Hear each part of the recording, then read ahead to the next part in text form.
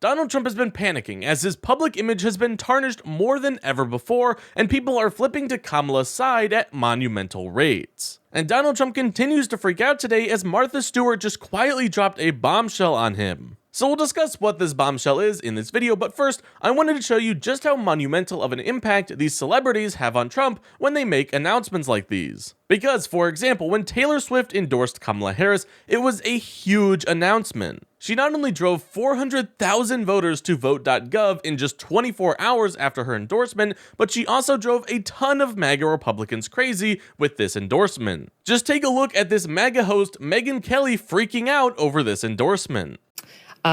Taylor Swift just endorsed Kamala Harris. Taylor Swift, yeah, she posts a picture of herself with her cat. Would you look at this?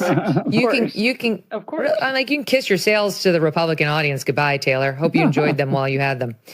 I was so heartened and impressed by her selection of her running mate, Tim Walz, who has been standing up for LGBTQ rights, IVF, and a woman's right to her own body for decades. Oh my God. So this woman is fine with his plan to take custody of the children from parents who don't want them to chop off their body parts and put them in Minnesota court's custody so the body parts can be chopped off and they can be sterilized outside the custody of their parents. That's what led Taylor Swift to endorse him. Some lunatic dropped a note in my personal mailbox outside my house begging me not to boycott Taylor Swift, as though I have that power.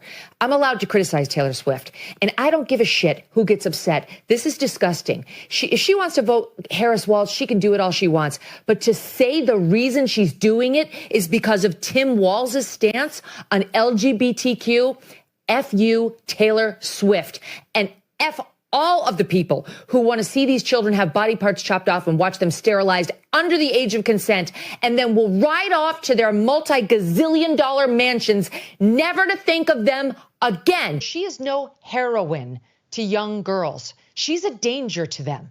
If she's going to take the power she has, thanks to her singing and her songs about her shitty love life and inability to actually meet somebody who will treat her right, and turn it into a manipulation of young girls on the, in her own words, LGBTQ front, then shame on her. And shame on her boyfriend, lover, whatever he is, Travis Kelce. These two will be in her Rhode Island mansion, which is the most beautiful, biggest, whitest house you've ever seen on a cliff overlooking the Atlantic, sipping their drinks and saying, let them eat cake. They won't be there to help that girl clean up her life or to help that boy's parents when they grieve his loss from this devastating heart condition. They will just be wrapping themselves in sanctimony about how open and inclusive they were. And this is why I ended my bit on my show that night with the following: F you, Taylor Swift. That's how I feel. I'm so angry about this. If she just came out and said, I'm voting for Kamala Harris because I think she's the better leader, whatever.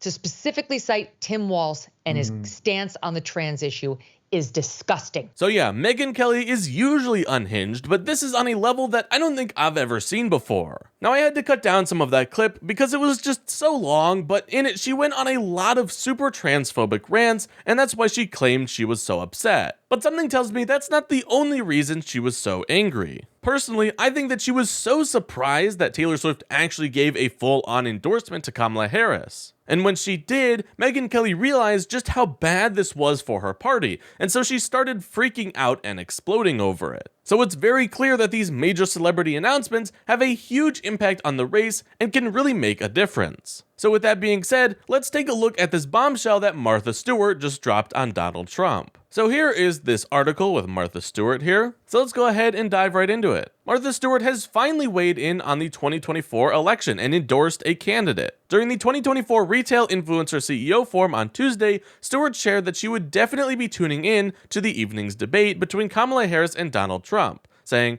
"Oh, you bet." But for the first time this go-round, she also said who she's voting for. Kamala, she said, with an emphasis on its correct pronunciation. It's crazy how many people mispronounce this name. Stewart supports Harris because she wants a president who, quote, doesn't hate New York and doesn't hate democracy. She explained this during an onstage conversation with the Daily Beast's Chief Creative and Content Officer, Joanna Coles. And here's a picture of them on stage. Now it goes on to give a little bit of backstory between Martha Stewart and Donald Trump, but I want to focus on this part. She did publicly support Hillary Clinton over Trump in 2016, telling CNN, "We just can't have a country run by someone who is totally unprepared for what comes." But then after Trump's victory in 2016, Stewart walked back her previous comments, congratulating him and expressing her excitement about having a true entrepreneur in the White House. She then stayed notably silent on the subject when Trump ran against Biden in 2020. So because she stayed completely silent during the 2020 election, this is a very major announcement, especially because she worries so much about losing 50% of your viewers and fans.